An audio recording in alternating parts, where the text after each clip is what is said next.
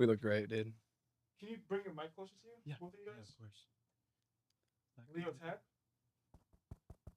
What's your name again? Pierce. Pierce. I was thinking Jonathan. My brain is out. No worries. Pierce. Yeah. Tap. Like smack it. Gotcha. Awesome. Wow, this is. I'd say this set definitely fits the vibe of our podcast a lot more. Just tech and business. So Keep it. yeah, I love it, man. Good, Also- Pierce? Hello? Beautiful. I just like the tap and the. So mic etiquette. Right here. You go loud, push it away. You go soft, pull the mic closer to you. Okay. You guys watch TV shows. You guys watch like radio shows and Yeah. stuff like that. So you know when someone's speaking, they're speaking like this. Or if they come closer to you, they have it like this. Yeah. Or if they sit back, they have it like this. But if you're going loud, you want to pull it away from you. Okay. Yeah. Yeah. That's all. I don't. That want way you try to have the most consistent audio, like you were explaining. Yeah. We're gonna need that in frame.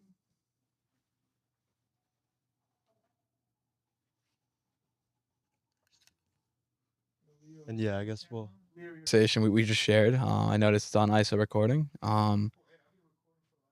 Beautiful. I think that's more than good enough as a start. I think we won't even cut that out. I think just having that in, having people recognize just what it's like to be in the studio, what it's like to have an engineer, and what it's like to speak on things. So, welcome everyone. This is the second Tech and Business podcast, hosted by yours truly, Leo Duarte and Pierce Berke. Is there anything you'd like to kind of start off with, Pierce? I'm excited. I'm excited for the return of Tech and Business. I'm excited for us to come back from our long-awaited hiatus and really hit the ground running tonight with a big statement piece, and also the introduction of our third member who has yet to make his debut on screen, Joey Summa. Absolutely. So going on the subject matter of the podcast and why we're actually here today. Obviously, our first one went very well. It had a great positive reception. We had thousands of views across all social media platforms. And I myself, I was very happy seeing the reception. Lots of discussion. We want to provoke thought and we want to provoke questions. We want to provoke conversations. I was interviewed, obviously, President Leo Duarte. And I want to say, going into the second one, I would say that this is a podcast to set the tone for the rest of our podcast. As Pierce said, this is the statement piece that will allow us to give you guys the reason why we're actually doing this, the purpose of tech and business, and the nature of tech and business. So going upon that, Tech and Business is a fully nonprofit newsletter/podcast that was founded back in July. And the purpose of this is we want to eventually create a network and a platform for education on tech, education on business, and connect like-minded, ambitious students together in a place where they can speak to each other and where we can learn from them and where we can learn from each other. We also have connections with academia where we eventually want to have interviews with professors. We realize that we're on the precipice of one of the largest revolutions in human history. And our goal with tech and business is to push humanity forward. Our goal is to help the transition into this now intelligent age, and with no sort of agenda, no sort of profit motive, no sort of profit incentive for us to parrot any sort of goals or any sort of exterior motives. The agenda here is to educate. The agenda here is to make clear. The agenda here is for us to, and our unique backgrounds and our unique skills, talents, and what we can bring to the table, and make those clear for everybody involved. So I guess we can start off by just going over who we are, our credentials. Who is Leo Duarte? Who is Pierce Berke? Who are we and why do we matter? Yeah, definitely. So my name is Pierce Berke. I am a math, economics, and computer science major from Amherst College, and I've had a lifelong interest in personal finance, finance on a more macro scale, and also artificial intelligence since a very young age, having started coding in Java and Python at age 4, and then continuing that interest in technology and computer science with a science fair project on artificial intelligence and Google's DeepMind and AlphaFold all the way back in 2017. So it's been an absolute ride for me to witness all of the society altering introductions that artificial intelligence has made to overwhelmingly change everything that we know is conventional and traditional up to this point. Um, I think that all three of my majors, alongside a lot of the experience I have extracurricularly talking to people who are prominent in the field of artificial intelligence, definitely prepares me to help bridge that gap that tech and business aims to bridge between transformation and transformative events and misinformation. Because as we had said, we don't have any type of profit motivations. There's a lot of deceptive and sly dissemination of information out there on the internet, on the more conventional media platforms that clearly have some type of ulterior motive in the way that they're presenting all of these new technologies affecting our society, whether that's with artificial intelligence, either super optimistic and claiming that in the immediate short term, we're going to have some type of paradise introduced by this new technology and there aren't going to be any measurable downsides or any difficulties with legislating this new technology when governments have historically been pretty slow at legislating new technologies. Or there are alternatively other people proclaiming that artificial intelligence is going to bring the end of society as we know it, and humans are going to lose their dominance over the technology that we create, and many bad things will happen. However, we seek to provide a more reasoned, objective, and factual perspective in order to bridge that gap and help you curate all of that misinformation that is out there and being pushed onto you on the daily. Because obviously, with this technology, we're seeing progress faster than ever before, and it's hard to keep track of everything. It's hard to keep track of the well reasoned and factual reporting of the most recent developments in artificial intelligence. And we're here to bridge that gap. And that's why I have a certain skill set that is well positioned to help deliver that message. But what about you, Leah? What would you say qualifies you for this position? Well, absolutely, and I'd say it's amazing being able to share this seat and this platform with someone genuinely experienced and with actual accolades and achievements in this field. So, about me, I am Leo Duarte, as stated before. I am a startup founder. I've been running my company for over a year now, actually. I have graduated with my bachelor's in business management at the age of 20. I was the first in my class to do so. I have had a lifelong interest in business, and one of the biggest things that I do is pragmatically implement AI. And I feel that I've had this interest in perspective in computer science and software engineering, and just using artificial intelligence to the most that I can, that I feel I could bring and I could help elucidate with everybody. I think that my goal here is to bring together everyone that I can, everybody that we have in our personal network to help with this goal and help inform. And with me, I'm actually the progenitor of this idea. I was the one who originally went to Pierce and suggested that we create this newsletter. I believe that both of us had this unique voice. We both had these unique skill sets. And as we kind of continue with this, as we publish more frequently, as we kind of make more content available to all of you, obviously we're coming off of a 3 month hiatus. And I just wanted to comment on that and say that just naturally between work, between school, we had to evolve and we adapted and we realized that this video content is a bit more compelling than our articles for right now.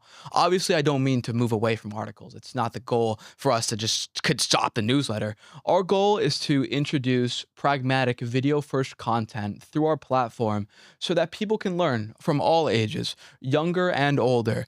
Throughout any stage of life, there is some way artificial intelligence can help you.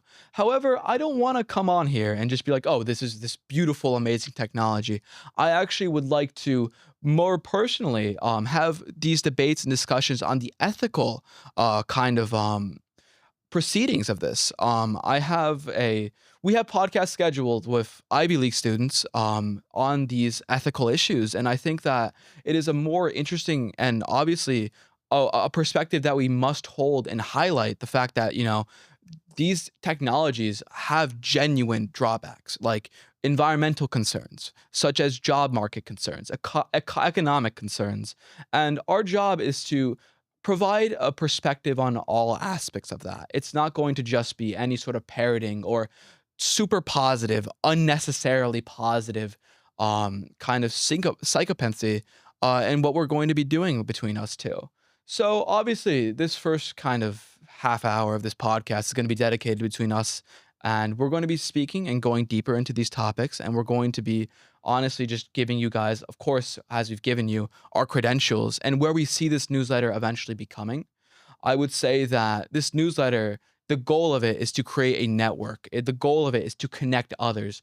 We're positioned in the heart of New York City, the epicenter of pretty much the world. And we recognize that the location is going to be something that aids us. We aim to use our resources to the maximum leverage.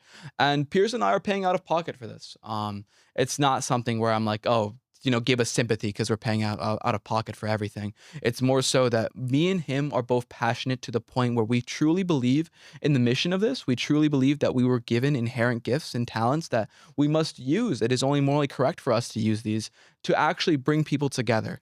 And I guess we can go into our roles personally, just contributing to the newsletter. I, of course, was responsible for beginning this. I'm responsible for booking the podcasts. I'm responsible for bringing people together. And currently, I serve as the infrastructure and design lead, as I also have a computer science background. I also have a large interest in programming and software that I've been programming for around 3 years now, and obviously, I'm at the frontier of kind of the impact of these models, as obviously software engineering is a field directly impacted by how AI is evolving. And I think that my perspective can help bring light to how AI is going to be used and how AI is currently being used, and that our predictions that have gone well so far, if you want to speak about kind of how you've predicted as well, um, we have a track record, and obviously we're not perfect, and this is going to be to the best of our ability. However, I do have a genuine mission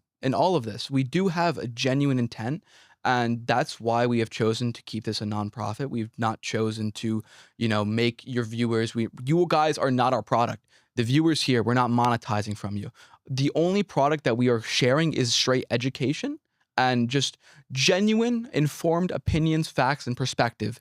And we want to provoke discussion. We want to eventually hold discussions and debates and forums and have educated people from all walks of life, all aspects of life, who are impacted in many sort of ways by this technology, artificial intelligence, that is shaping up to be in the same facet of another industrial revolution. I think this is a technology that's going to impact humanity. It is certainly here to stay.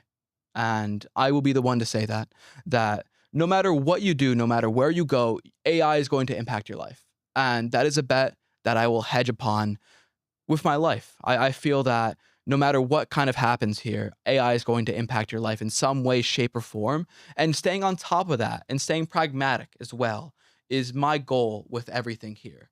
I would like to say, of course, that there's shining lights, flashing lights, obviously, and that we're showmen and we have an entertainment aspect to this as well, which I only feel is a benefit. I don't feel that anything we'll do is just for a comedic purpose or a comedic sense. We want to genuinely provoke rational discussion within all of this, and we want to genuinely just continue forward with our skill sets, our networks, our people around us, and just make this goal and further it between now and years from now. There is no kind of end to tech and business for right now. We've gone through periods of not speaking to each other for weeks. We have had work. We've had other obligations on top of this. But tech and business remains. And for everybody watching and for everyone who has watched, we appreciate you, genuinely. Because what we do here is from the pits of our heart. It's something that we hold dear to us. And we're going to continue to do it, and we're only going to continue to get better with it.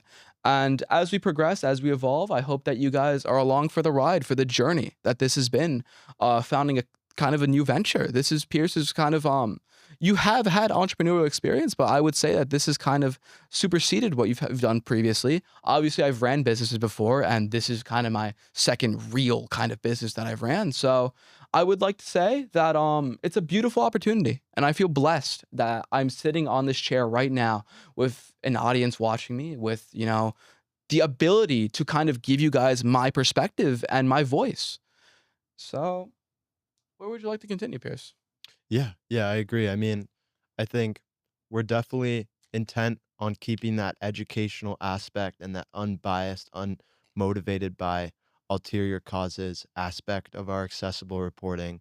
And as well, while we are going to move away from the weekly releases of articles, we are hopefully in the future going to be moving towards quarterly seasonal releases of higher quality but less frequent article output in order to still have some type of written presence. But as Leo had said, we think that in order to stay true to our mission and to reach the most people in our age group as possible, of all age groups, we're fed up with kind of like academia or more prestigious conventional um, reporting and media's tendency to kind of like gatekeep and promote certain complex topics in a way in which the average person can't understand, because a lot of their marketing power lies in the fact that they have some type of expertise that gives them a better ability to explain a lot of these complex topics than the average person. But we're fully transparent and intent from the beginning on making everything that we discuss as accessible and reachable as possible. And through pivoting to that short form content or that video first content philosophy, we believe that we are more so aligning our actions with that ultimate goal of reaching the most people possible and illuminating the most objective and factual information about such drastic and dramatic significant changes on our daily lives. And that's beautifully said. And obviously, it's our goals and our current purpose. We view it as a life purpose to continue with this. It's something that will continue to be deeply held within us. And we want to make these foundational beliefs very clear, very apparent, as we have not had the opportunity yet to kind of go over these. So, obviously, establishing what the newsletter is and kind of what we're going to be speaking about today. Obviously, we're going to go a bit more in depth on our conversation. We'd like to bring an economical, mathematical, financial, and business perspective onto recent developments within this field. Obviously, the AI bubble being a massive kind of development that we'd like to go over, especially as we have our third co-host here. But just kind of continuing with applications of AI, I'd like to ask questions to the audience, like, watching this podcast, hearing these two 20-year-olds just kind of speak about their experience. Like, AI has impacted you in some way, shape, or form. How do you stay on top of that? Those questions come to mind. How do you navigate this ever changing landscape when, 3 years ago or 2 years ago now, we saw stuff like GPT, early GPT models. I remember I was in the classroom and my physics teacher used it to create class plans, and he said it wasn't very good. Nowadays, 2 years progress has been made, and I would say that AI has extreme educational application. And I want to make that clear that I think that AI will genuinely build these equitable bridges for evolving education itself and for ensuring that any person, underprivileged or not, has a personal tutor with contextual kind of background knowledge to who they are. And obviously, we're at a point now where AI is hallucinating less and less. Just in the past month, we've saw 4 separate model releases. How do you stay on top of that as a normal average person who isn't very technologically evolved, who, maybe an average Gen X or baby boomer, like who hasn't even gone on social media? Like, how do you navigate that rapid evolution? And those are questions that we pose to ourselves. And we realize that, like, there is a kind of need for more better educational sources. And obviously we're kind of going on about like, oh, this is going to be a great educational thing. And like, it's just kind of executing on that now. And again, provoking this rational discussion for everyone involved and for every viewer who has been watching this. Um, I hope that you're able to take away a lot from this, and I hope that you can value our perspective, and I hope that we can come off as trustworthy as well, not just to come off as trustworthy, but as a place of genuine, authentic voice, like a genuine, authentic voice that we're trying to project to all of you. Yeah, yeah, and exactly as you were saying, like that is the question. There are a lot of people, the average Gen X baby boomer person, maybe a little bit disconnected from technology to begin with, not really working in a field in which it requires you to be super up to date with these super recent AI developments. The question is, how do you navigate that? The only way, if you aren't super invested and on top of the super technical releases and details, is that all of this information is curated for you by the legacy media, by the news channels, by all of these more conventional forms of media that have all of these investors and ulterior motives. And we are simply here trying to help you navigate all of these changes and help you have more agency in being a more informed consumer of all of the reporting that is going on that is deceptive and misaligned from your best interest out there today. And the more that we can provide to you, the more that you can be an informed consumer of all of the vast amounts of information that are being curated by people making decisions outside of your hands. And so the more we can give you that access and freedom to make your own informed decisions and critiques of all of this information coming to you, the better we can achieve our message of increasing that accessibility and understanding of all of these developments happening around us. I agree. And as we grow our platform, we'd like to use this for good, obviously. I would like to bring ethical discussions. I would like to bring equitable discussions as well. As we kind of grow this, we intend to release this in multiple languages. We intend to reach a global audience. We intend for this podcast to be viewed in Spanish, in Japanese, in French as well. And we want to continue this kind of global sense where, like, obviously countries develop at separate paces, and this technology is going to impact every country. It's going to impact potentially leadership itself and management itself. And the actual intricacies of that and the details of that is something that we'd kind of like to share. Like the actual inner workings of AI itself and understanding that from a neural network perspective, like how these LLMs actually work, how we kind of progress, and how obviously we're looking at the elimination of a large percentage of human labor. And how do you even navigate that? How do you even deal with a job market when white collar jobs are being eradicated?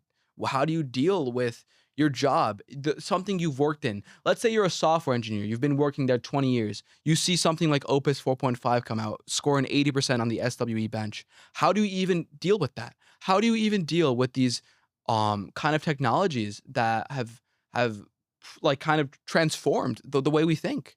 And obviously, like, there's many sort of questions, and I don't feel like I'm the most well equipped to answer every question. But using and creating a platform, and the purpose in that is to eventually bring every sort of perspective. And obviously, we are going to be bringing people at the frontier of AI itself, and we are going to have them speak, and we are going to have as many different people as we can get.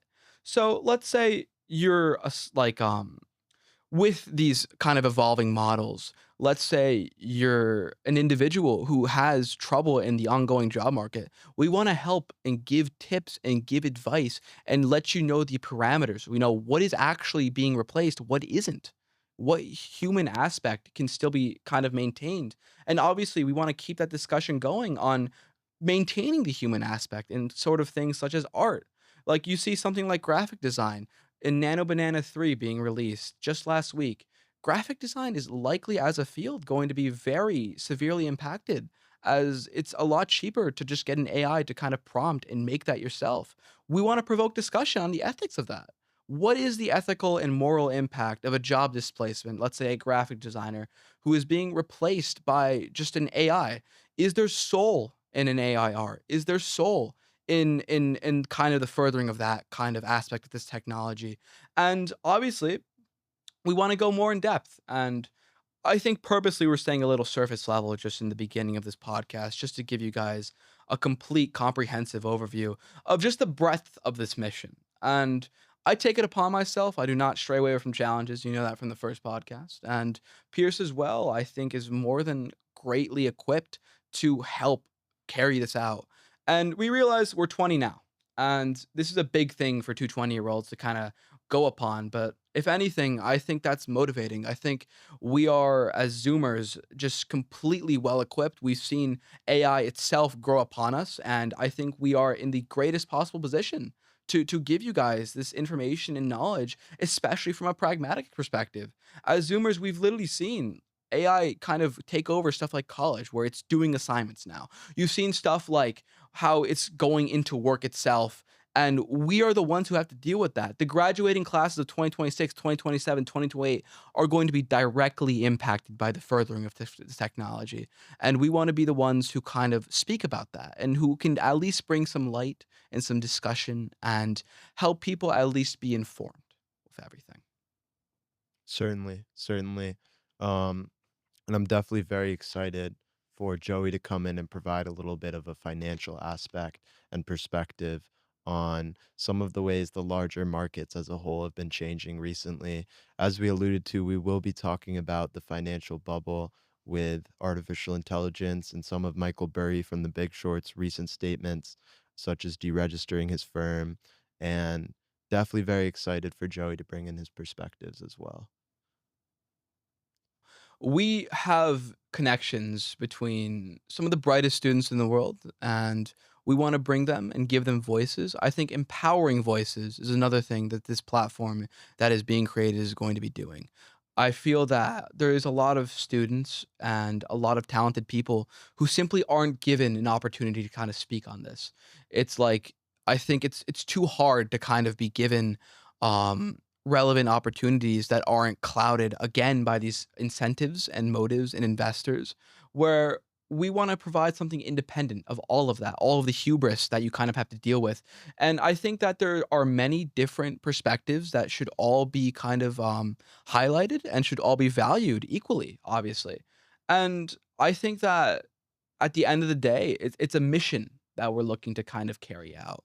And we will seek to any sort of ends to actually get that done. And I think there are no better people to do it than us two. And I think with the evolution of this newsletter, as you guys will see, we are going to have this podcast released on Friday. And we are going to kind of have an entirely new website that I am actually developing. So I hope you guys are looking forward to that. There is nothing but progress being made. And we are working on this very diligently, aside from all of our commitments. Obviously, we're looking still to expand our team to get other like-minded, ambitious people and students to help us out with this. And eventually, we want to be known on a national platform, on a national scale. I think there's no better place to do that than New York City. So, Definitely, and this is our statement piece, and tech and business is here to stay. Very excited for the future. We're looking forward to up our frequency of output, whether it's reels, whether it's weekly podcasts. A lot of exciting stuff to come, and we are here to stay. absolutely. Just being here to stay. And I want you guys to have at least some confidence in us and the consistency at what we can kind of release this at. We had a hiatus, we've had momentum, we've had issues, and we go past those. We overcome the challenges that are kind of presented to us. And obviously, like, we have our own issues and we have our own kind of shortcomings and fallbacks and drawbacks. However, it's navigating those drawbacks and challenges and continuing to execute at an excellent level and to just actually genuinely provide good fucking content. That is what we're looking to do. And I will never stray away from any sort of conversation or debate. I want to make it known that we are completely transparent in our dealings. There is no sort of discussion that we will stray away from. All aspects are being covered. Everything, the negatives, the drawbacks. Some people hate AI, obviously. Some people despise this technology and fear it. We want to give those people a voice express their concerns and to make sure and ensure all aspects of this are being covered. Certainly, certainly. Um, Definitely a very interesting slate of topics that we've alluded to today that we'll only get into more so once Joey comes in. Um, but yeah, I guess essentially we're just looking for a fraction of the same type of commitment from you guys, our audience, as we have in this message and this purpose and this mission. Um, and so if we can sell you guys even maybe in a hundredth of the commitment and buy-in that we are to this message, that would mean the world to us, and we'd really appreciate it, especially in these earlier stages of the entire tech and business network. Absolutely. So, as we kind of continue on, our co host Joey is going to be here very soon, and we're going to get very deep. I think the first kind of discussion we want to have is on the AI bubble. And I think that it's a topic that economics, economists, and obviously these legacy brands in media have covered, but I feel that they miss the more pragmatic perspective and the genuine understanding of AI and how it's going to actually impact the world. I think, as Pierce said, I think that the immediacy of the short term benefit is overstated. And what does that mean for the job market? And giving our perspectives, our informed perspectives on that to help you guys who obviously are dealing with this job market understand kind of how stuff is going to be continuing and proceeding. That is our goal. So I think with everything being said, I think we should invite Joey on to come in. And The man himself. How's it going, guys? how you doing, bro? Good to see you. Happy to be here. How you doing? Good, How you good. doing? Let's take a seat right over here. Yeah. How you doing, Joey? Not too bad. Get your trip mic was on. pretty fast. Sit Can't back. believe I'm here, but Just sit back.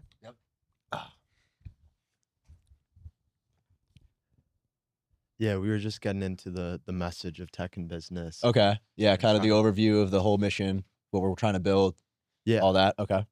Yeah. Yeah, and so I guess we can go straight into talking maybe a little bit about the AI bubble Mhm. and what have some of your thoughts been recently on some of the statements. people- Actually, I think before we have that discussion, I'd like for yourself to introduce yourself. Oh, I yeah, think absolutely. the viewers should know who you are and what you Yeah. bring to So the for those of you who table. don't know me, Joey Summa, I'm a junior currently at Syracuse, a finance major.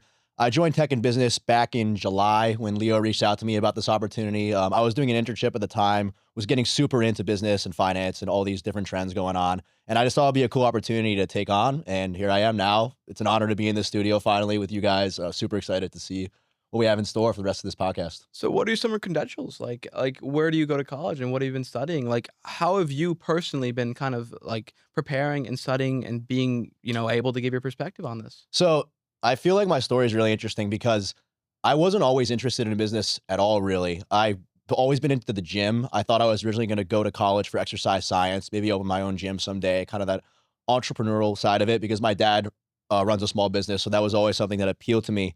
But I took AP macroeconomics my senior year of high school, and that class really changed my perspective on a lot of things, really got me interested in at least the macro environment to start. Before I knew it, I was doing my own research on stocks and all kinds of things like that. And that's why I originally went in as an econ major to Syracuse, but once I got into this more sort of finance oriented side, I transferred into the business school from arts and sciences and now finance major as of now. Beautiful. Mhm. So let's kick off the discussion on the AI bubble. Yeah, I guess what are some of your first impressions of how the market has reacted to Mhm. Michael Burry's initial tweet? It's so interesting to me because when you have someone who's made claims in the past, bold claims that have actually been correct, and he comes out now and says something with that much weight, that alone is going to really provoke a reaction out of a lot of people, and that's what's absolutely happening. And this is the Big Short guy, by the way. Yeah, so for those of you who haven't maybe heard of Michael Burry, um, Christian Bale's the actor's character in the movie The Big Short is portraying this guy Michael Burry who didn't come from a conventional finance background. He was actually a doctor, and then on the side at night he was doing research into his own stocks, and eventually ended up figuring out that there were all of these shaky subprime mortgages being sold to people during the housing crisis, and that there was about to be a collapse of the housing market over a year before it had actually happened. And so he's super well known for his very unorthodox and accurate predictions usually of a lot of these unforeseen financial phenomena. And recently he had similarly said that due to a lot of these shady accounting practices, a lot of this over exaggeration and hype, and a lot of this circular debt and funding between a lot of these companies at the top of the AI industry, um, there should be a little bit more hesitancy and a little bit less kind of like unfounded confidence behind these companies due to all of these faulty practices and hiding of profit and over reporting when they shouldn't be. Um, and so we've seen a very interesting series of events. We've seen Nvidia's stock kind of tumble a little bit in the past couple weeks, partly influenced by Michael Burry's statements. We've seen OpenAI and Palantir have some horrible, harsh kind of reactions from a lot of media sources and a lot of the public. And just like an increased general kind of like scrutiny on a lot of these companies and their practices as of late. So it's been very interesting to see the market shake up as a result of that. I think NVIDIA is probably the most interesting case, in my opinion, at least, because they're really at the forefront of all of this. And yet there's so much, like you said, the circular funding, investing in these companies that produce the software. So they buy more chips and it keeps going on and on. And that's, I think, what's going to tell the whole story going forward is what happens with NVIDIA. Like that is the peak of this all, in my opinion. And obviously, we've seen their sustained competitive advantage being this chip provider, and obviously with their stock kind of going forward, it's going to set the tone for the market itself, and I think it's going to have great second order effects on kind of how AI is going to be impacted and continue to be profitable within all of this. So my personal prediction is that AI is not going to hit a wall. I think it's going to continue to evolve the way it has been. However, I would say that there is great things to be said by the overhyping, and I would say like over excitement to integrate this. As in the early stages, you're seeing these AI, like these companies create bespoke AIs in scenarios where there's no need, and there's unnecessary spending, unnecessary hype, and misunderstandings that have kind of transpired and have led to this increasingly growing bubble that I think honestly I feel will I think we will see some sort of downturn and in kind of AI and its acceleration itself. However, the technology itself is going to continue to progress and continually get better. I think it's kind of undeniable that I think AI has only continued to have more use cases, but I think the use cases that have kind of expired, like let's say a company has made their own AI, and there's no reason for it to kind of exist, as frontier models are more than capable of doing and providing those same tasks. I think we're going to see those kind of die out, and I think we're only going to see the markets kind of continue the way as they have been. And I'm curious, obviously, on kind of furthering discussion and continuing to kind of make predictions from our informed perspectives as well. Go on. Yeah. In terms of who I think will actually be successful long term, I really think there's, in terms of this bubble, this whole bubble thing, there's a huge difference between the established tech giants that have the infrastructure, that have the resources, that have the scalability to implement this effectively long term versus these startups that are just claiming they have some niche carving out they're doing that are providing some unique benefit. Because Microsoft, Google, Apple is running a little behind right now, but I think long term, those companies are all going to be fine. What I think, where I think this bubble is, and what I think people should be more speculative about are the Palantirs, are the Robin Hoods, are the companies like that that have benefited from this sort of spike here, but are not really at the forefront of the actual infrastructure behind what's driving the growth, if that makes sense.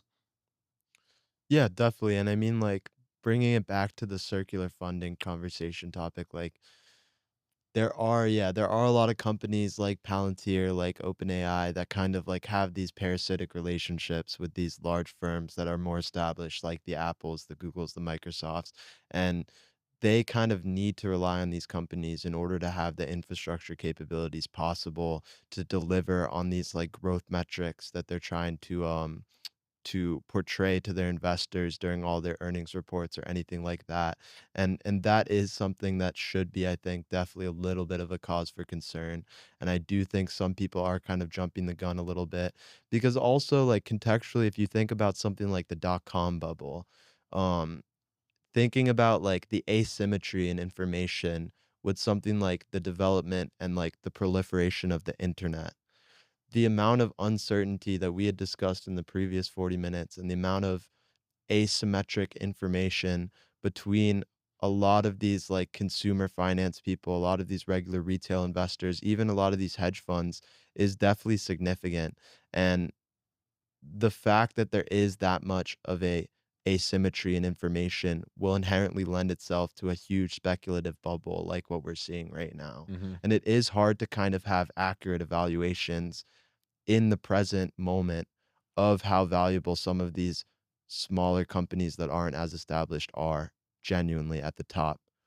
And it is in a lot of people's best interests to portray these companies, obviously the founders, people like Sam Altman, as more valuable than they actually are. And then we end up seeing a lot of these kind of fraudulent practices, like we see um, even NVIDIA kind of falsely reporting that some of their data centers or some of their GPUs are going to be lasting a year, a half year, 2 years longer than they actually will until they depreciate so that they can over-report their profits.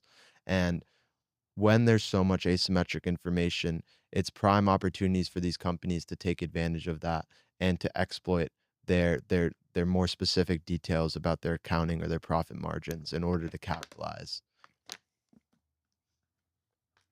But what would you think about that, I Leah? think that's very greatly said. And two topics I'd actually like to touch upon are this rise and growth of startup culture, founder culture that has been proliferated by the increase in AI, and obviously making bets. And this is a great part of the bubble, the fact that like startups themselves have become a more compelling and attractive opportunity for students, for founders, for people of all sorts of ages trying to get their messages out. And I would say that like I think it's a great thing that AI is enabling a lot of these different startups to kind of push the frontier forward in many different fields and aspects of kind of that.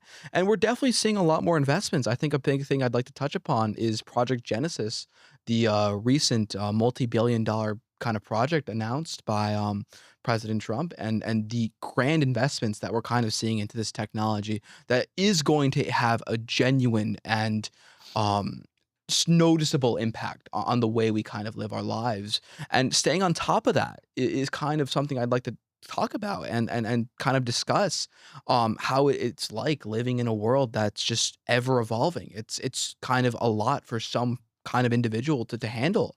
So obviously, navigating artificial intelligence and navigating the evolution of it is a goal of this. However, I like to pose questions to you two, and again for the audience, on how you can still stay informed, like how you can stay on top of these news outlets, how you can stay on top of these developments and the ever evolving nature of this technology.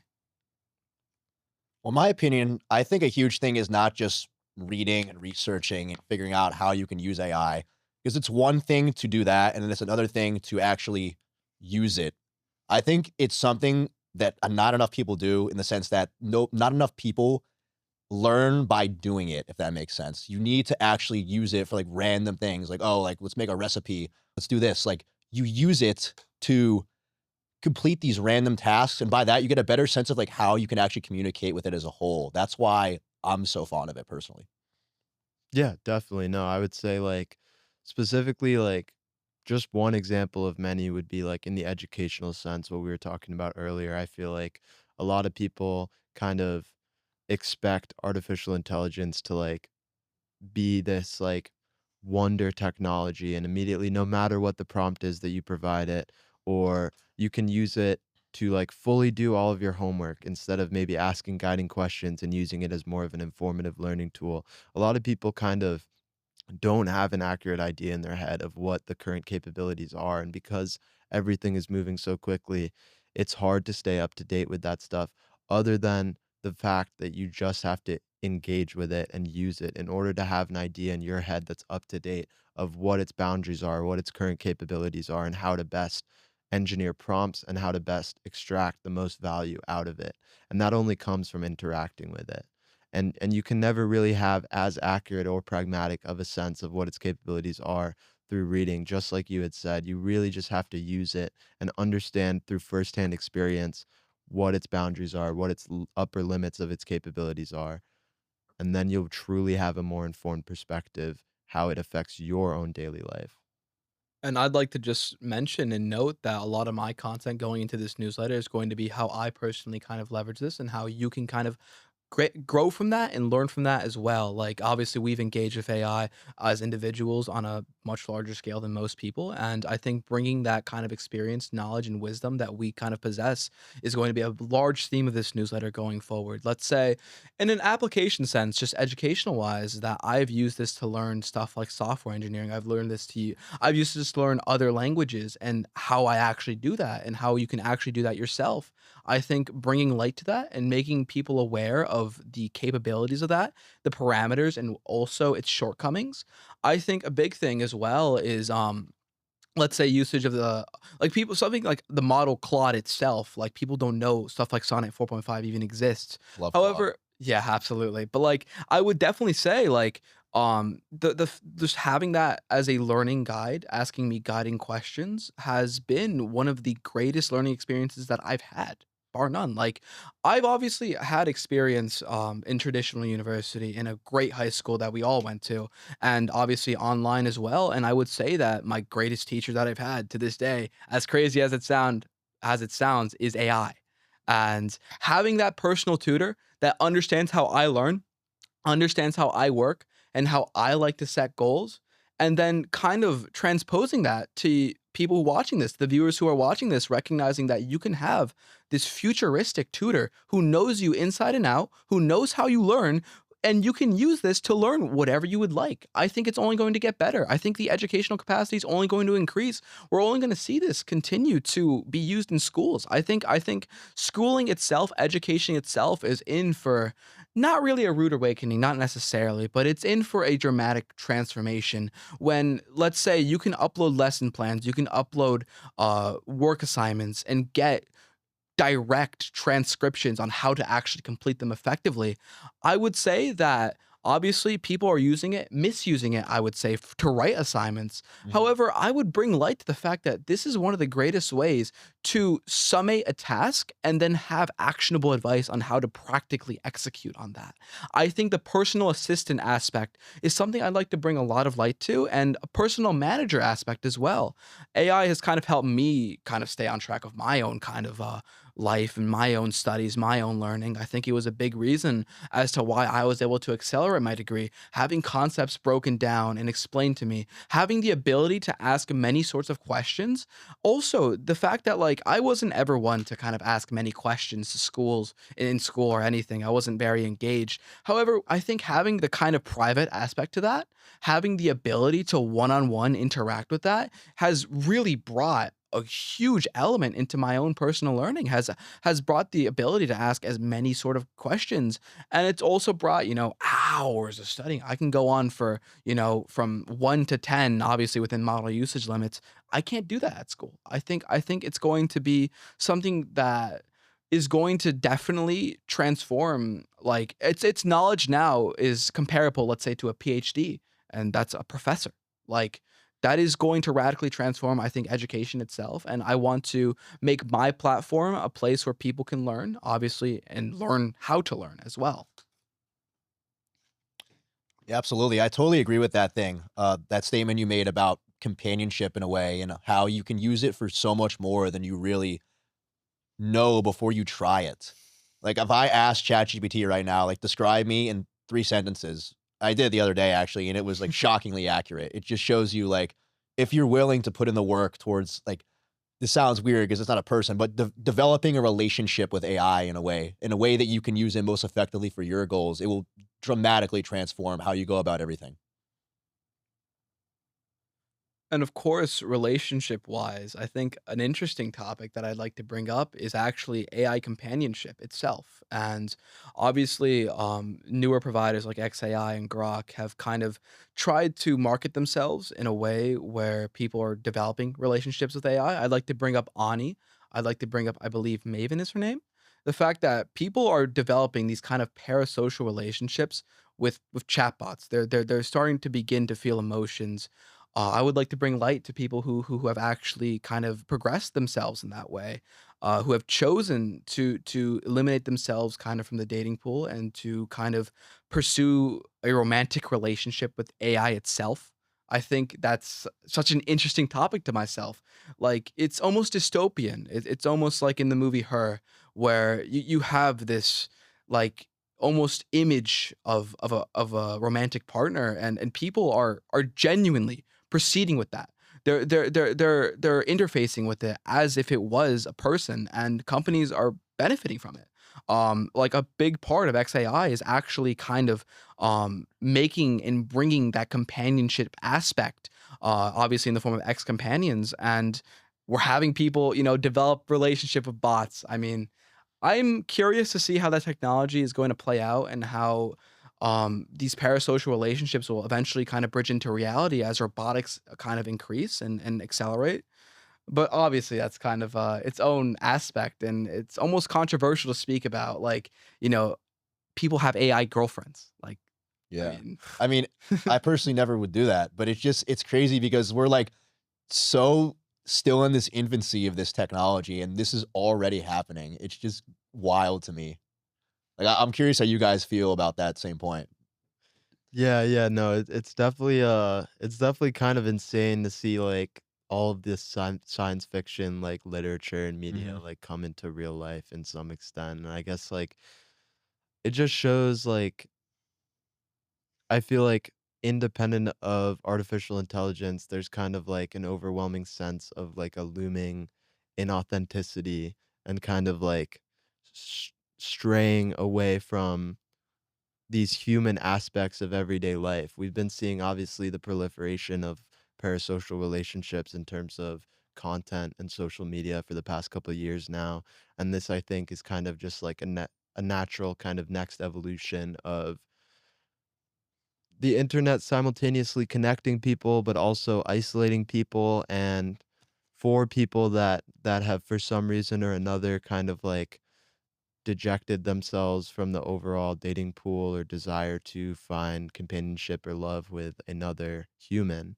I guess this provides these people some type of relief or ability to kind of like ameliorate that isolation and loneliness, but obviously at the same time, as is with any new technology, we're also seeing a lot of people unfortunately abusing artificial intelligence in that respect, kind of tying a lot of their mental health to something that is not obviously a human whatsoever, and we're seeing a lot of negative consequences from that.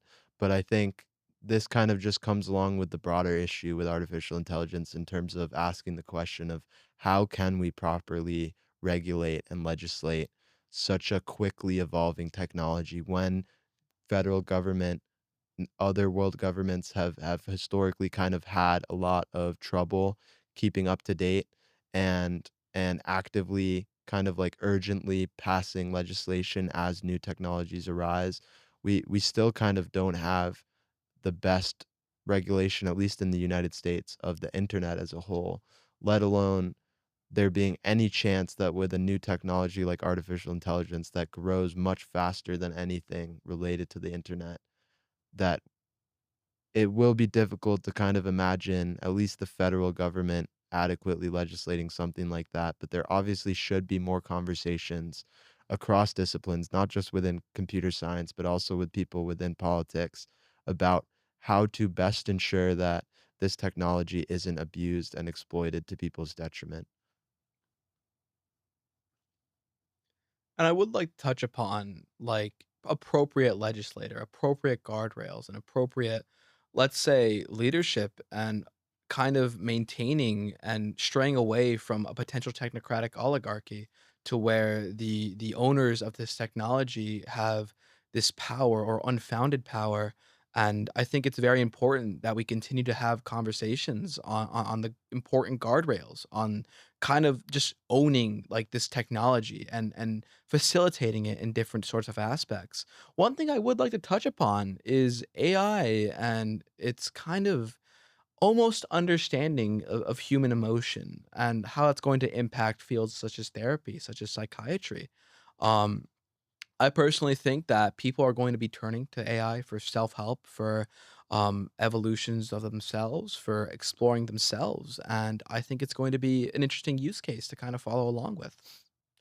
I totally agree. And like you said earlier, there's that kind of separation from talking to a person. You almost feel like you're talking to yourself, but at the same time you're not. So you have that freedom to be more open, to be more explorational, to just say what you actually want to say because there's no pressure there really. And I think that's going to really drive a lot of changes in those fields like you talked about, for sure.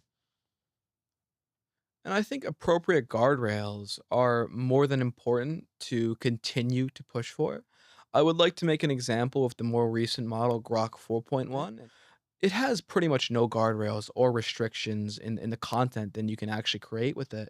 And I think it's very important that we have a conversation about these generative models then that have no restriction, that can generate the most abhorrent kind of stories Give me and give me an example. I'm curious of like well, what you've seen yeah, that you could if you could I say it on absolutely will. I absolutely yeah. will. I mean, like, just kind of asking 4.1 as soon as it came out, this was around last week, what are your guardrails? And there is no guardrails. Like, let's say if I was going to make, or I wouldn't personally make it, but you could make pornographic content, you could make graphic content, Really? visceral, brutal content, and stories This is involving just real with people. Grok. Yes. I had no idea.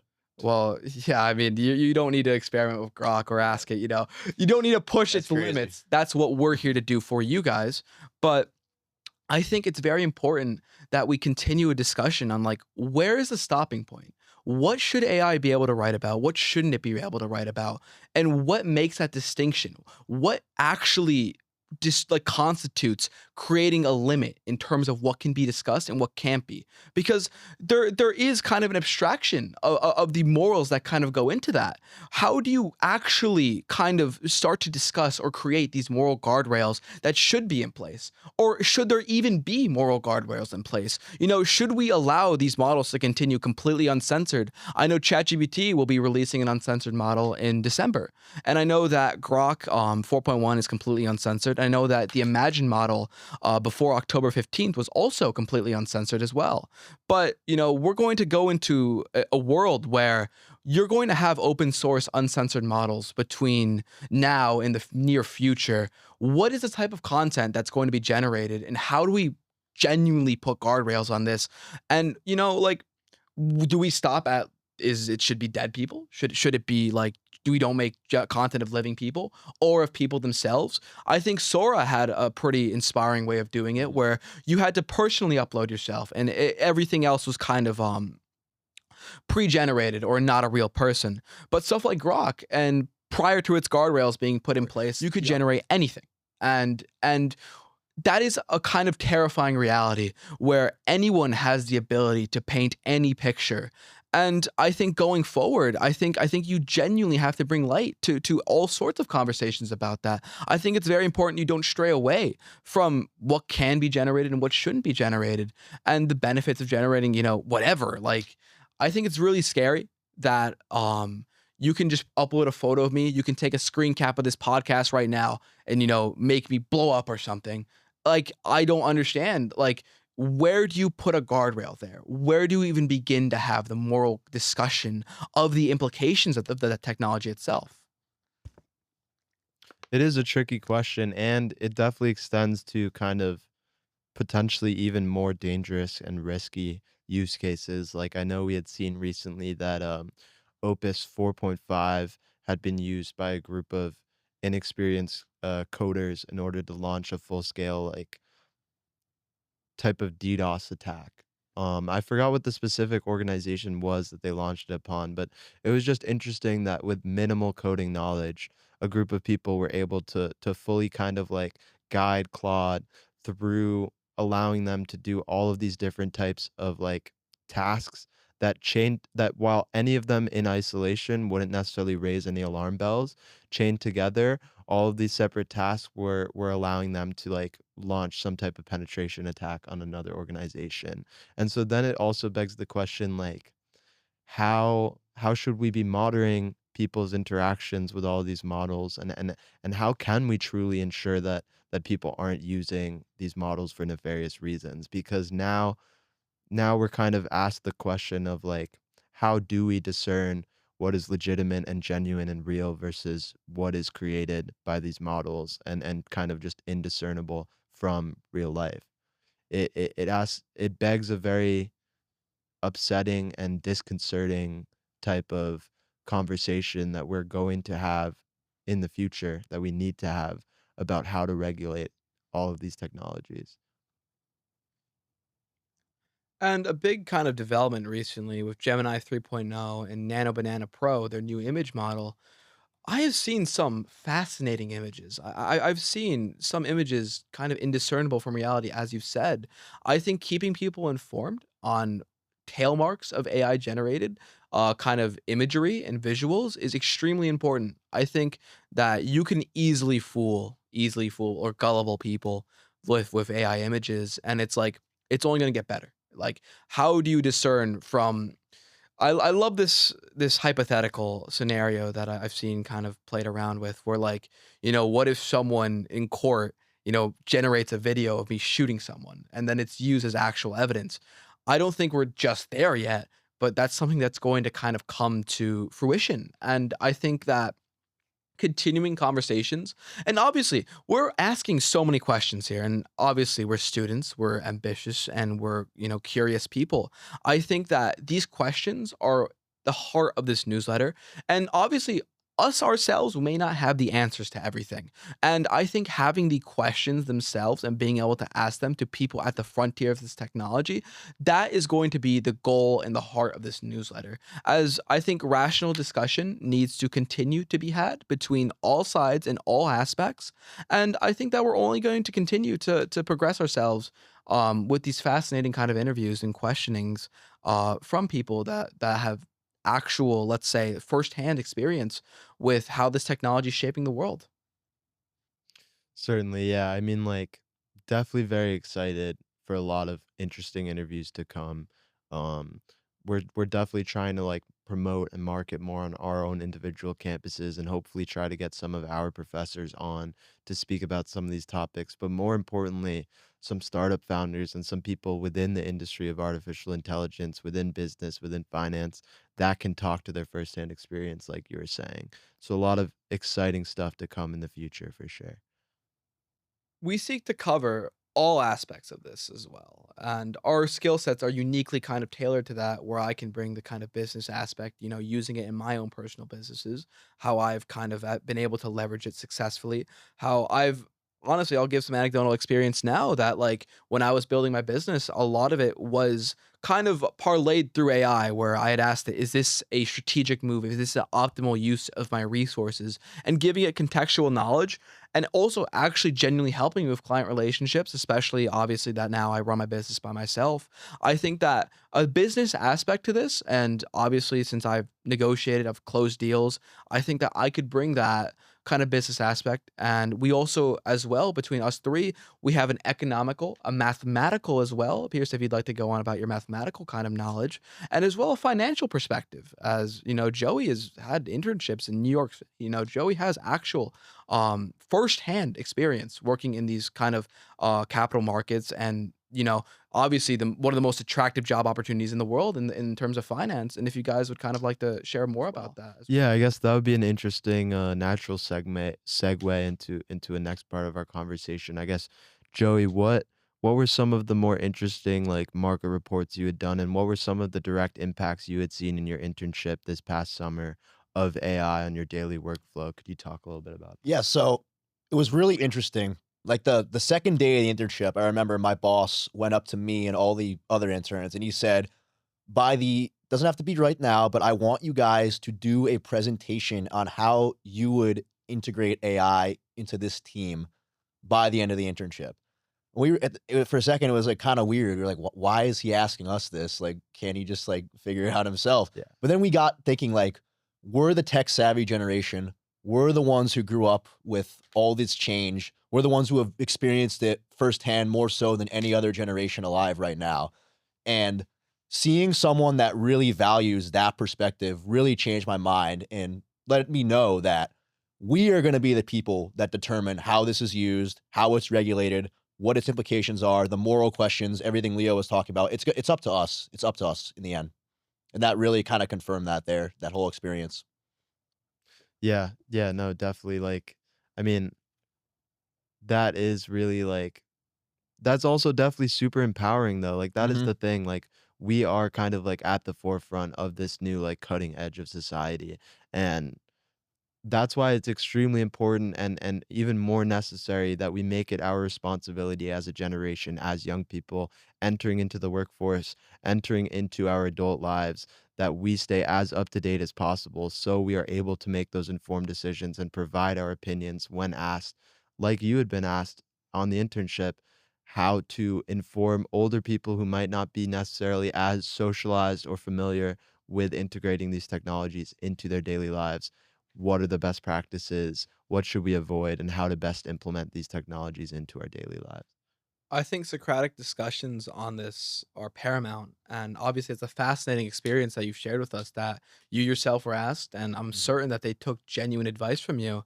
But like, I'd like to also highlight the fact that every company has to have those discussions, that Mhm. it's a global phenomenon, it's a worldwide phenomenon. And it's going to be kind of up to us as the generation that is the most directly impacted in our careers, in our jobs, in our schooling, in our lives with AI to continue and to progress those conversations. I think a big perspective and a big thing that I'd like to highlight is again the all aspects kind of aspect where tech, business, finance, and as well the mathematics going behind into it. I'd like to give Pierce an opportunity to kind of share his mathematical knowledge kind of going into this in that background that you've had to where like obviously neural networks require lots of math and that's inaccessible to a large portion of people who either don't have the quantitative skills required to comprehend the kind of tasks that are kind of done there or like how do we bridge that gap, how do we kind of ensure that obviously you don't need a complete math background to understand AI works the way it does, but how do we bridge and get you closer to understanding how LLMs actually compute and calculate and actually perform their actions? Yeah, yeah, definitely. So I mean, as I had stated previously, I've had lifelong experience in coding, programming, computer science, as well as an interest, at least for the past 10 years, in artificial intelligence, starting with my science fair project on neural networks back in middle school. But I think another interesting upcoming branch of content from tech and business is going to be a plan to produce educational content. And so, given the fact that, especially in college, I mean, I've taken many 400 level classes relating to like the deep theoretical and technical like intricacies of the math of artificial intelligence and the math of theoretical statistics. For example, right now I'm taking a class at a graduate level called Advanced Econometrics, and the whole class is about theoretical statistics and the theoretical statistics behind economics, and then similarly, how that also ties into how prediction has developed across machine learning and artificial intelligence. And I would definitely seek to try to illuminate with only the most pressing and important topics in a very accessible way how some of this math works so that we can kind of remove a lot of that gatekeeping that I was referring to within academia. Because the truth is, a lot of the money that academia makes is based on the consumer, people willing to try to apply to college and pay for that tuition, their belief that they need college and they need this conventional pathway in order to understand these very complex and difficult topics. But the truth is that that's simply not the case. And I believe that with a full fledged effort to provide educational content in the future, I can definitely try my best to share all of the valuable information through the theoretical foundations of computer science class, through the AI class that I've taken, through multiple projects that I've made, through my advanced econometrics class.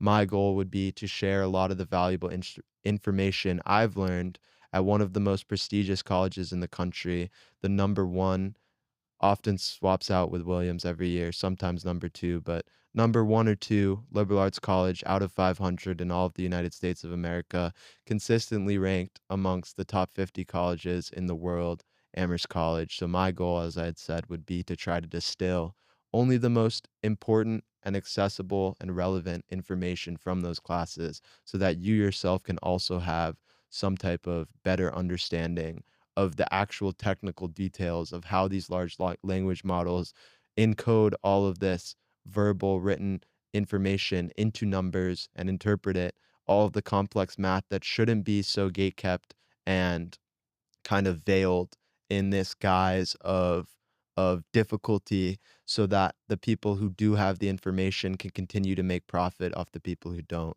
The goal would be to try to bridge that gap between this transformation and all of the misinformation out there. I think one of the largest goals that we have is the complete removal of gatekeeping when it comes to this. You should not have to pay for any source. You should not have to pay for any sort of media outlet to give you information that should be open source and public. Everything regarding AI should be completely open, free, public, and that is our goal through our platform to provide those kind of free experiences, to provide the free education that can help anyone, that can help everyone pretty much. Um, there will be no barriers to entry. There will be no courses that we sell. There will be no, let's say, bullshit kind of course selling or peddling. Like you see people like even like Klaus Schwab opening up academies and online courses. I think that there should be no sort of paying required to get the frontier of this knowledge itself. I think that continuing this as a nonprofit is paramount to all sorts of our goal. And I would say that like we want to become a leader in the educational aspect of this, that I feel like there's no one real resource where from start to finish you can understand this technology itself. And obviously, tech and business is tech and business. It's not tech and AI. It's just tech and business. And AI being a large and crucial aspect of that, of course, we're going to obviously increase our educational aspects and through reels, through all three of us being individual anchors and playing to our own strengths, kind of going into our own kind of contents. I think there's a lot more to come, a lot more exciting things to come. And I will say that obviously between Pierce's complete, like impressive artificial intelligence background, I think we have the education required to be the ones that carry this mission out. And we're going to be doing a lot of firing and missing and then shooting again and hitting the target, which is a lot of what we did in the beginning, where we didn't understand fully the vision that we had to do. We didn't understand tech and business and its meaning and its intrinsic meaning and what we could bring to it. Now there's a lot more clarity. Now there's a lot more. This is what I'll do. This is what he'll do. And I think that's going to only make itself apparent as we continue to grow and we continue to evolve and we continue to play to our own strengths. And I'm very excited to carry this out. Genuinely. I think everybody watching has already gotten at least some sort of takeaway from the discussions that we've been having, and we still have a good amount of time left. So I'm really excited to continue and continue these discussions. I will say, obviously, as the founder, that there is a good amount of pressure. I think navigating through that pressure and obviously the emotional kind of strength required and willpower is something that I possess, and I would like to kind of give lessons on that as well. I would like to personally in my own content, and I'm going to be making a lot of business content, and I want younger founders, newer founders, from all walks and aspects of life to be empowered. I think empowerment is a large theme that we're going to be touching upon. I think that with my own experience, knowledge, and ability to teach, that I will be teaching all sorts of aspects of business. Obviously sales, like how to negotiate and close your first couple deals. That's kind of going to be the roadmap for my own content. I think that I will also bring on my coach and mentor Diego Barrera to speak on business itself, and I have a good amount of connections through my network on business, and I want to bring business people and bring their perspectives on just business itself, and obviously business being integrative tech and obviously AI. We're at the precipice of a lot of evolution, and navigating that is going to be our goal. And we will make sure that stuff is clear and it gets clearer and it continues to become clearer. And I'd like for you guys to kind of go over what you intend on progressing and your kind of roadmap for evolving your own role and evolving your own sort of content with this kind of field. Yeah, I totally agree when you said this is something that should be fully accessible. It shouldn't be closed off to just a select few who have whatever it takes to access that technology and learn how to use it effectively. What I want to do is kind of similar to what you said. I just want to bridge that gap. I want to show how I use it, show how it's transformed my personal life every single day, and just give practical tips to do so.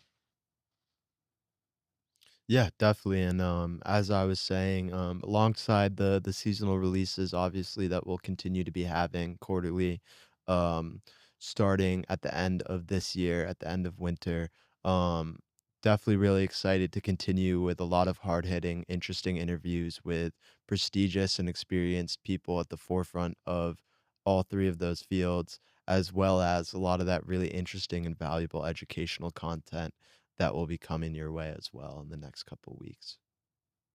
I'm very excited to see how this continues to grow. And obviously, expansion of this team itself is something that I keep in mind. I understand that for such a large goal, I think we're going to require a large amount of manpower and people. And I look forward to introducing more sorts of guests and characters for all of you guys to learn from. We already have a couple interviews lined up for the future and going pretty deep on the topics that we want to go into. Um, we'll have a lot to come. And obviously, as tech and business grows into itself as a media brand, we want to grow our voices and we want to grow our platform and we want to ensure that people understand what we're talking about. And I think that such an opportunity is very dear to myself, where I am the one directing, and obviously I'm responsible for infrastructure and design. I'm actually developing the new website as well. I think having that opportunity present to myself is very, very, like, humbling, I'll say. It's, obviously, there's a huge scope, and there's a lot to get to. There's a lot more discussion to be had and a lot deeper discussion to be had. And I want tech and business to be a place where, an average person can just turn this podcast on and already be kind of updated on the newest kind of developments and understand how they themselves can navigate with how everything has been kind of going on. Mhm. Yeah, for me, this is huge because this actually gives me a platform to share what I feel, what I think, what I know about all these industries and how they intersect. Because I was just known like as the guy who writes on LinkedIn way too much in the past, who has all these opinions about things, but never really had a place to go out there and really share them fully and be completely open. So that's what I hope to bring to this team here.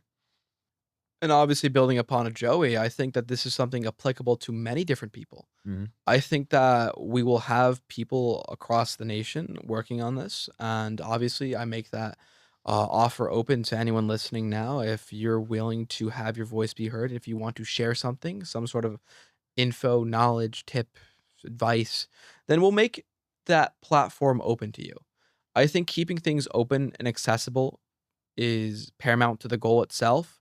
And I think that, like, continuing with the podcast and everything, and as we grow and as we evolve and as we continue to get better with what we speak about, I think there's only going to be more stuff to look forward to and a growing kind of scope of brands that we're going to be touching upon and hopefully connecting with and networking with and bringing straight directly to you guys for your own learning pleasures.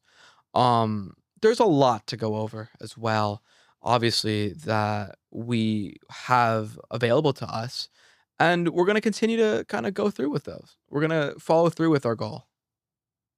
Definitely, yeah. I mean, like, certainly stay tuned. There's going to be a really big release, as I just mentioned, this winter. A lot of interesting, more effort going into a lot more research rather than what you may have seen in the past with the weekly releases. In moving to more of this like editorial style quarterly format, I think that we're just going to be able to raise the quality of our writing by that much more and be able to put so much more preparation into the quality of the articles that we'll be putting out there. And so definitely stay tuned. Could we pause? Alright. I'll start off. The It's really interesting with the video right now because of the new Google TPUs. I forgot what the T stands for, something processing unit, obviously, but they're made to handle AI workloads more so than like any other chip we've seen on the market right now. And something really interesting is there's this one hedge fund I followed called Co2 Management, ran by this guy named Philippe Lafont.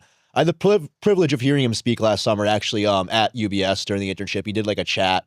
A bunch of the teams went there. My team went there. Listen to him speak a little bit about kind of his whole thoughts on the AI market and all of this. And he developed this list called the Co2 Fantastic 40, which he believes will be like the 40 largest companies in the world by 2030. And this includes public companies currently, privately held ones such as Databricks and OpenAI, who are anticipating an IPO. It's pretty variable. Also, crypto is in there too. It was this whole thing that was really interesting to me. But originally, Google was not on that list, which was something that was really kind of off-putting in a way. I did not expect that, but with these new chips, it is on the list, which is something that really catches my eye because he is one of the most successful tech investors of the past 15 to 20 years or so. Like he was buying NVIDIA for his fund when it was $13 a share. Like he knows what he's doing, man. So because of that move alone, it has me really interested in this whole TPU versus GPU conversation, basically. And I'm curious what you guys think.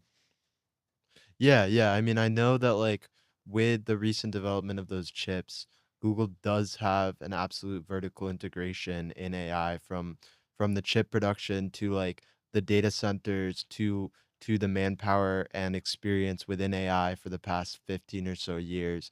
They're one of the few companies at the top that has a full vertical integration, and that definitely will be something that plays into their advantage in the next 5, 10 years as some of the pretenders at the top of the field, some of the companies that might be prominent right now kind of taper off. I think that'll prove to give Google a lot more staying power to stick at the top of the AI industry and tech industry as a whole. I think the race is fascinating because you have all these major players, major companies all vying to be the first. And obviously, you see something like Google, as you stated, full vertical integration. I think we're only going to see specialization become what kind of differentiates the companies from each other. I think you look at Anthropic and their focus on code, their focus on software engineering, and they're pulling ahead. Opus 4.5 literally uses less context, less tokens than previous Opus 4.1 and Sonic 4.5. And I think that I think specialization is the biggest thing kind of going into this. Google is attempting to create this multimodal LLM where it does everything. I think they're the only company kind of fit to doing that. I think GPT, OpenAI, with their kind of the beginners of this kind of GPT technology, they're the ones who kind of started proliferating it. But what is their distinctive advantage that they kind of hold or possess over something like Google? I think that they're going to start to. I think my prediction is personally, I think they're going to start to kind of fall behind. I think you're going to see stuff like Anthropic do very well. I think Claude is only going to continue to niche down into code. I think Gemini is going to probably pull out the forefront with the world's largest data set. Google, YouTube, everything that, Google has, a conglomerate, a mega conglomerate. I think we're going to see multimodal Gemini just pull ahead over something like GPT 5.0, maybe a potential 6.0. I think obviously it's very difficult to call it. And this month we had 4 separate state-of-the-art model releases. But I think Google is in the position now and has the proper resources and can hedge themselves to continue. I think they'll do just fine. I think Google will pull ahead in this race, and I'm placing my bets on them. Obviously, we'll see companies be pragmatic and adapt themselves to where they're best fit. But I think Google and Gemini will probably pull ahead. Starting off with stuff like Bard. Google started off with Bard. Now they're on Gemini. 2.5, 3.0 was a huge step up. I think 3.5 or 4.0, when they do come out, is only going to continue to get better. So, is there any thoughts that you guys kind of have on the AI race? Like any forerunners? Yeah, I do. I really do think Anthropic, because of their capabilities they've expanded to with the whole coding sphere, is going to give them a huge advantage over some other private companies currently, just because even using Claude, I have never coded a day in my life. I learned R for one class my sophomore year, and then I was like, okay, I don't really think this is for me. I was just playing around with Claude, and I actually posted this online once I did it because I thought it was so cool. I was able to make this hedge fund tracking app in literally a half hour. And it looked pretty professional. It was accurate information. And that was the most mind-blowing AI experience I've personally had.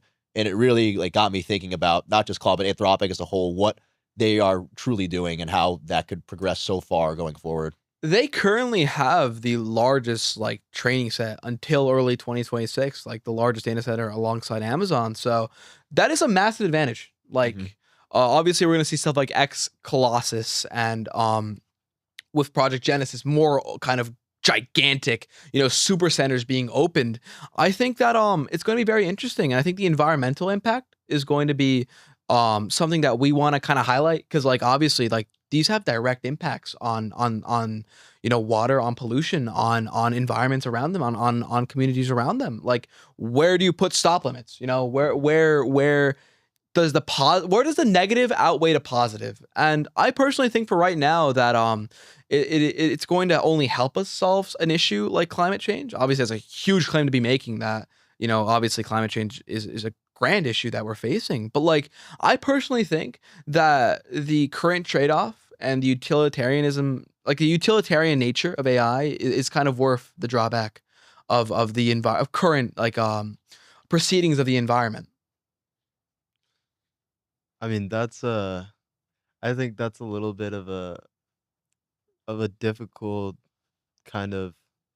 There's so much uncertainty within that statement. Like, I feel like that's kind of the same trap that a lot of the founders fall into, where like the people like Elon Musk, Sam Altman, Jensen Huang, they all kind of like hide behind that justification that like the unobserved but expected benefits of this technology to come will outweigh the short-term implications. I mean, we had seen it is kind of hard to ignore. We had seen like back in Tennessee, I believe a couple months ago, um, Elon Musk and XAI, they had created a large data center in Tennessee, and it had directly kind of negatively impacted the air quality and the water quality of that specific town. And it is kind of hard to ignore all of these direct negative implications on the local environments in all of the areas in which these data centers are being built, or all of the different places across the world that these companies are planning to build data centers.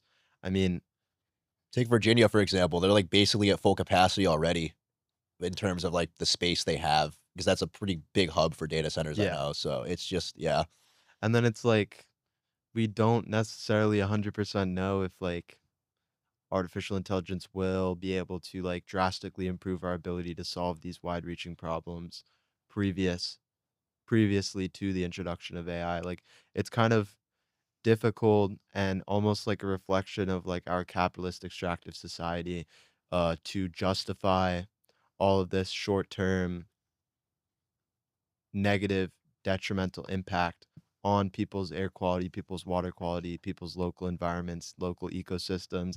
I mean, it just kind of seems like another example of kind of like I think of deforestation as a good example. Like we've seen obviously throughout the past couple centuries all of the impacts of colonialism and capitalism and how so many different groups of underprivileged people have been taken advantage of um, so that their resources can be extracted just so that the next big technological development can be propped up.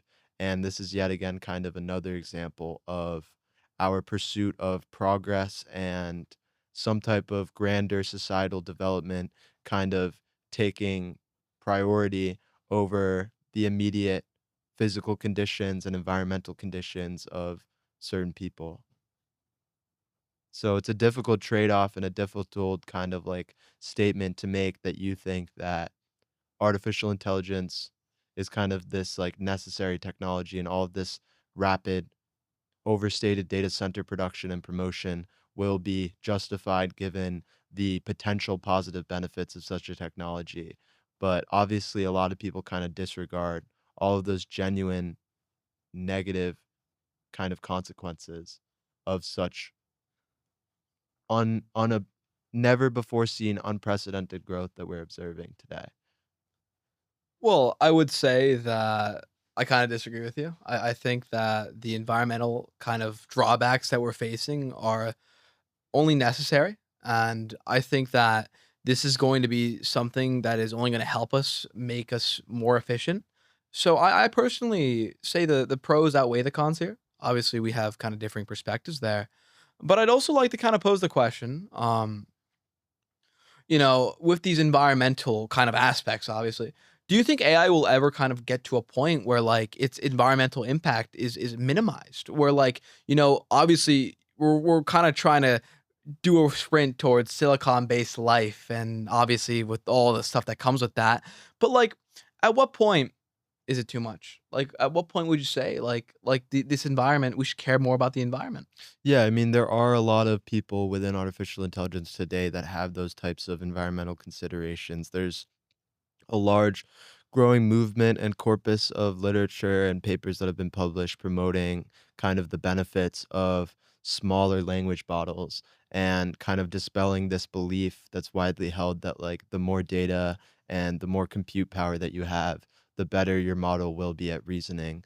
I feel like a large but passionate and vocal subset, all of these people that are promoting the efficacy and efficiency of these larger language models in comparison to these very environmentally kind of inconsiderate, more conventional and popular practices such as large language models.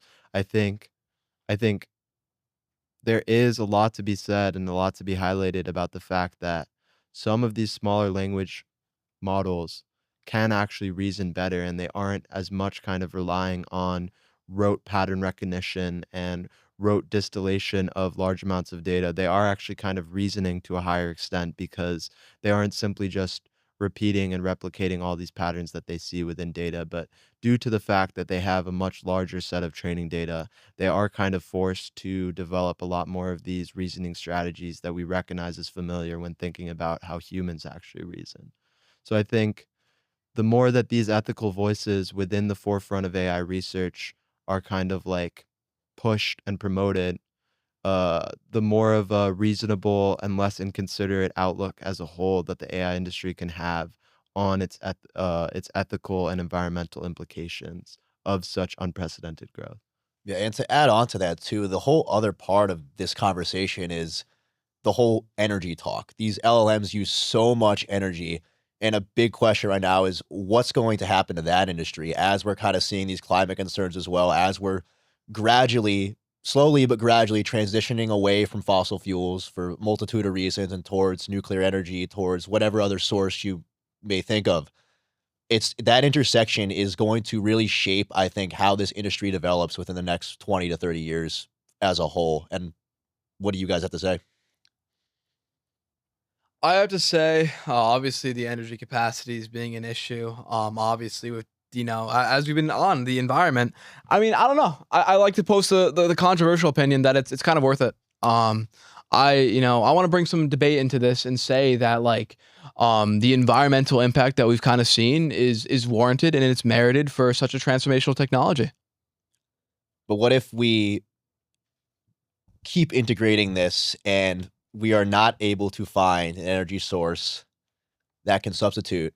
The price of energy is going to be absurd. That I think that's another implication as well. Like, do you also think that's worth it when people are paying like $12,000 a month for their electrical bill? I'm not Like paying very 12,000 hypothetical. I'm dollars just a month, saying. yeah? I'm just saying hypothetical. Well, hypothetically, if we Yeah. do get to the point where AI is kind of like, or just technology itself is drawing this much energy, I think it's worth it if we are in the pursuit of becoming a Kardashev one type civilization and to where we can more efficiently harvest energy itself. I would like to make a push towards kind of nuclear energy. I would like to make a push towards moving away from traditional kind of power. And I would like to obviously use my platform to voice my opinions and say that I think we should do a move to nuclear energy. I think it should be do have the capacity to more efficiently use energy and more efficiently use the resources that we have at our disposal currently. It's like I think because of legislation, I think because of kind of issues with bureaucracy that we aren't officially harnessing the energy of the earth itself, I would say. Yeah, I mean, with nuclear energy, that's a huge thing. Obviously, there's companies like Oklo who have been doing pretty well, but are still it's very speculative still. It's still very early on to see how that's going to sort of integrate itself into the world long term. But I do think that is a good point in that that could be a potential future source for a lot of things.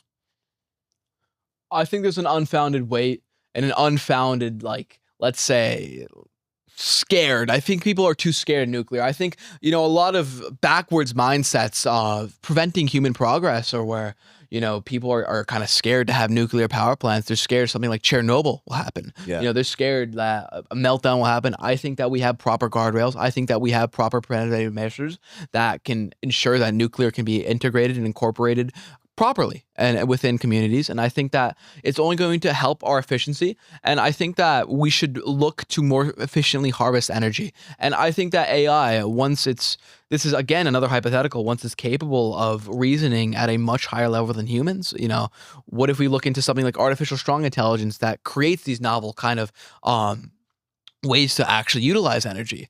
I would say that that's a future to kind of look forward to. And I think that we should do everything in our ability to kind of progress ourselves to that kind of level and ability. But what if let me pose like a scenario. What if the growth of AI outpaces the growth of what you were just talking about severely, that could cause a lot of issues, and I think that's kind of happening right now. So Yeah. how do we address that? It does seem a little bit hypocritical. I mean, like, simultaneously, you acknowledge that, like, there are such regulatory barriers in implementing things like nuclear energy. And so it seems like in the short term, obviously, these companies are not slowing down in terms of their plans to increase the expansion of their data centers and to open up all of these new initiatives, spend all of this money, consume all of this energy. How do you reconcile the fact that nuclear energy is difficult to implement? We haven't been successful in the past couple of years, yet there is no stopping for this vast and unprecedented expansion. What are we going to do to actually solve in the next 5 to 10 years these increased energy demands and not kind of exacerbate the negative consequences on a lot of these affected groups of people where the data centers are being built? I would say focusing on efficiency of AI and making sure that um, AI models themselves are more lightweight and require less energy. I think we've only seen models get smarter and actually become more resourceful, and I think that trend's only going to kind of continue. I think that I myself can't really give you a solution as to where these next 3, 4, 5 years, if AI is going to consume more energy than it's kind of worth producing. But I think at its state currently, a focus on efficiency should be what's I think it's going to be the natural progression of ensuring that energy uses or energy needs are not like exacerbated, as you kind of said. I think it's only going to continue to become more efficient, and the math behind it is only going to continue to be optimized. I think we're going to look at AI using a lot less energy. We've seen AI kind of become more resourceful and easier to kind of utilize. So I think that trend's only going to kind of continue as we go along and as intelligence itself becomes cheaper. I mean, I do think that's a good point because if you just think about like the development of microprocessing and computers is in general in the past, like in the 1950s, there would be a computer the size of this room almost, like that has less power than this, like exponentially less than what I'm holding and what I can fit in my pocket now. So I do think potentially that same sort of correlation can happen with AI. I'm skeptical about the timeline is what I'm thinking right now. And I don't think there is like a direct timeline that can be given on, let's say AI is going to use this amount of power, this amount of consumption. I think, although obviously, I think the only real rational kind of predictions that can be made is if you have internal knowledge of how these companies are actually progressing. Obviously, these companies aren't showing everything to the external world. There's still internal progressions that have yet to be made light of. However, I think that on the trajectory that we're currently on, I think it's only going to continue to become more optimized and more efficient. Mhm. The other thing too that makes me a little more optimistic about AI is the government involvement we're seeing. I feel like you when you buy what governments are buying, it's usually a good investment. Like I feel like that's a pretty commonplace rule. And for that reason, I'm a little more optimistic. It was interesting seeing, for example, like the Trump administration take a stake in Intel and like also the government providing up in Syracuse right now. I don't know if you guys know about Micron coming back there. It's a huge thing. The government gave them like a several $billion subsidy to come back and build factories in Syracuse to kind of improve the infrastructure of the whole city. Um, it just shows you the government is heavily involved in this as well, which is another kind of layer to the whole situation. Yeah, definitely. And I think, like, as is with any like new technology, as we've spoken about a little bit in the past, like the more the government is aware of like the private sector research and able to like intellectually and like meaningfully kind of directly observe some of the the daily like ongoing routines in terms of production of a lot of these companies, the better an idea they have in order to like properly legislate, subsidize, and encourage US dominance within technology and everything. Because that obviously is another very compelling question. Like there's a lot that we don't know about Chinese development of artificial intelligence and a lot of different companies over in China, and ensuring that similar to the Chinese government, our government is encouraging and subsidizing as much domestic development of artificial intelligence and technology as possible. That will be important to maintaining dominance or gaining back dominance within artificial intelligence. Absolutely. And I think a big focus that I'd like to kind of place on these Chinese models is the big emphasis on being open source. I think that's only going to continue to be an advantage for them. And also, it also kind of allows us American consumers to have a little more access into the inner workings of these models themselves. Like you see Quen, you see DeepSeek, kind of these open source models be used in internal applications for all sorts of kind of apps. And I think that open source is kind of the future of AI. I think that closed source models are going to like, I don't know if they're going to fall out of favor because the closed source models will likely be the strongest ones, but I think open source models for builders, for like founders, for entrepreneurs, I think having that open source capability is going to be very useful. Mhm. Yeah, definitely. And I mean, back in my industrial organization class, we had actually spoken a lot about how IBM they pivoted away from the ThinkPad and they had sold off the ThinkPad to Lenovo and instead opted to kind of push more towards data centers, enterprise solutions, and open source cloud computing. And so back in the early 2010s, after the failure of IBM Watson and stuff like that, they had deemed, all right, let's kind of disintegrate away from hardware and instead into some company named Red Hat, actually, which has been working on developing enterprise solutions and cloud computing with Linux, actually, ever since the release of Linux in about like 1998, 1999. And so they had seen kind of IBM had seen at the turn of the 2010s kind of the value and the immense power that goes into using and taking advantage of an open source model because essentially like to a company like IBM, they can see something like Linux, something like cloud computing and enterprise solutions as an opportunity to capitalize off essentially free labor from other people. And and that is huge in terms of them staying technologically up to date, having so many contributors, having so many people cross verifying all of the new features that they push. It kind of signaled even then a wider overarching technological trend towards open source technology and open source programming because that is essentially a huge differentiation and competitive advantage for the companies that do take advantage of these open source technologies because they're just able, especially in something like AI, which we've established is moving and progressing so quickly. Um, Being able to take advantage of those open source technologies will certainly give these companies legs up. That's amazing, Pierce. That's so amazing. That's so amazing, Pierce. These AI companies that like that's such an amazing advantage to have being open source. What a beautiful addition you've added to this podcast. How amazing is that? That AI is open source. How amazing is that, Pierce?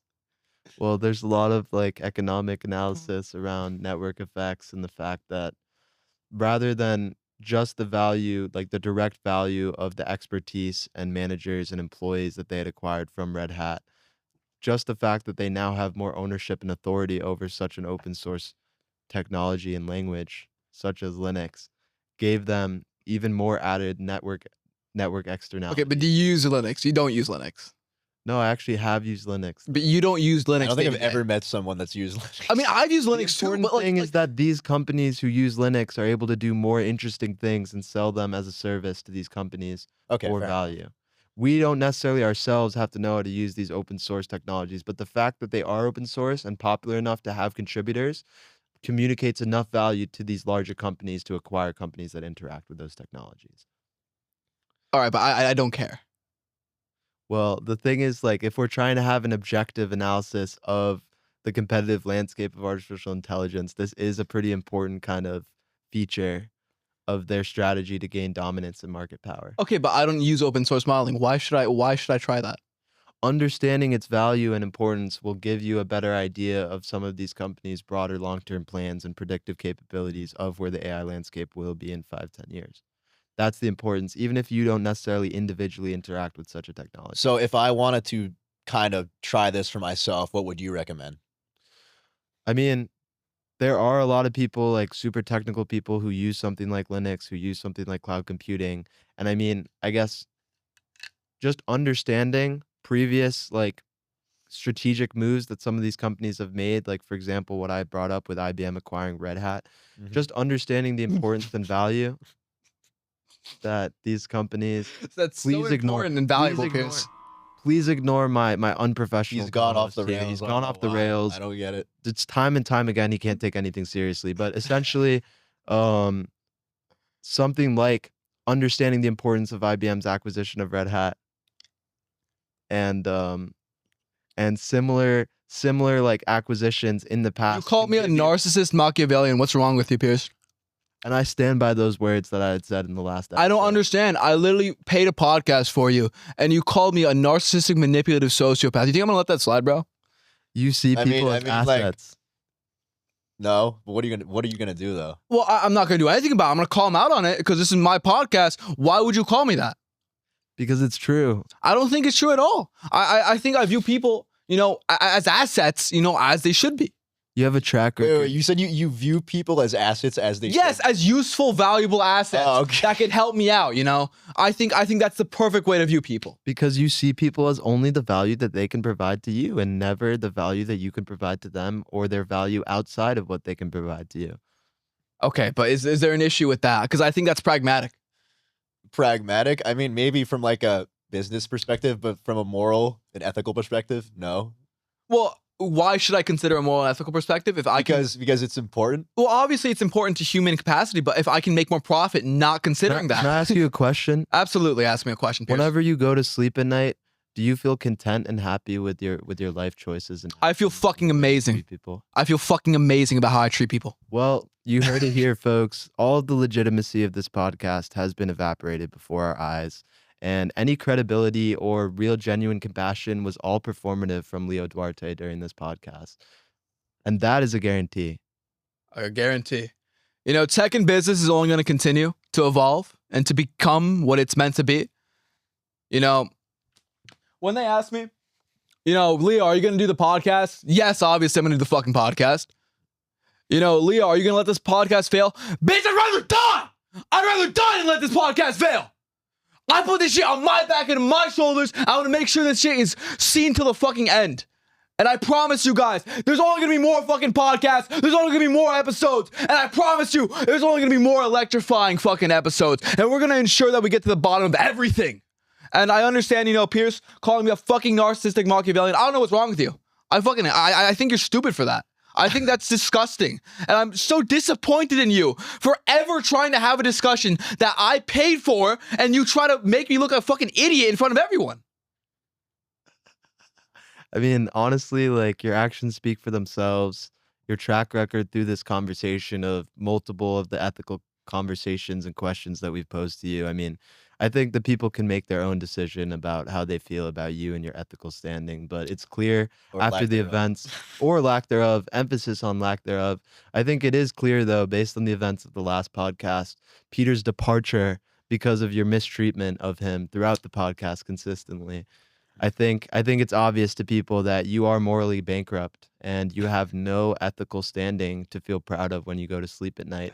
And I hope that you feel content knowing that you are not going to end up in heaven, but you are going to spend an eternity suffering in the most flaming depths of hell. Get this. Fuck Peter Monty. Oh my God. And what is he gonna do about it? I guess you're right, bro. I mean, I personally wouldn't say that, but I don't know. That's kind of crazy, man. I don't think it's crazy at all. I think it's well merited for someone who laughed at my business advances, although I'm more successful than he is. Obviously, he's an NYU student. He's a smart guy, but I just think he made the wrong decision, to go against me and to go against my business and the business that I built off my back. I gave you this opportunity. I made you, bro. like let's talk about it. I made you, bro. You wouldn't be here without me. I think Pierce would have been fine on his own, to be honest. Well, he would have been fine on his own, but he wouldn't have this opportunity, would he? He wouldn't have been. I mean, I wouldn't have had this opportunity if it wasn't for you. You called me one random afternoon in July and was like, I'm doing this. I was like, all right, sure. Of course. Yeah. But I don't want to miss out. I think Peter Monty is a disgusting human being for what he did to me. I think all he did was ask you questions, right? I mean, maybe, but I don't know. I think he asked objective, honest questions about your track record of sociopathy, Machiavellianism, and no regard whatsoever for other people. And I think it's actually quite baffling that you continue to kind of fully neglect to confront these deeper personal issues that will only prevent you from reaching the heights that you aspire to reach Yeah, within you, business. you talked earlier about wanting to make this a more educational, helpful platform for people, but like, who's gonna want to learn from someone who's kind of at the helm of this and not really portraying the best image? It really just comes off as disingenuous, and then you've kind of done everything you can to fully eradicate any goodwill or credibility that we've built up with our loving audience over here. Well, I think the audience tunes in for me, so I think no matter what I say, they'll still love me. I think that, horrible people can still have platforms and still educate. And I think with that we've reached an impasse, and we might as well end the podcast there. Yeah, it was But nice being on for the first time, guys. Appreciate the support. I'll be back. yeah, of course. Thank you so much for tuning in. Have a wonderful rest of your night, everyone. I really truly appreciate the conversation that we've kind of had for tech and business, and I'm looking forward to continuing releasing more podcasts and doing more for you guys. So I appreciate you guys, Joey and Pierce. There'll be more. There'll definitely be more. I want to continue having rational discussion, and I think we'll be fine. Truly do appreciate you guys listening and tuning in for the full 2 hours, and I think we're done. Awesome. Beautiful. That is it. That is it right there. I knew it. The That thing is right it needed there. a shot in the arm. It needed a That shot is in it the arm. right there. That's what's gonna sell this podcast. Yeah. So Pierce. This is what's gonna happen. This is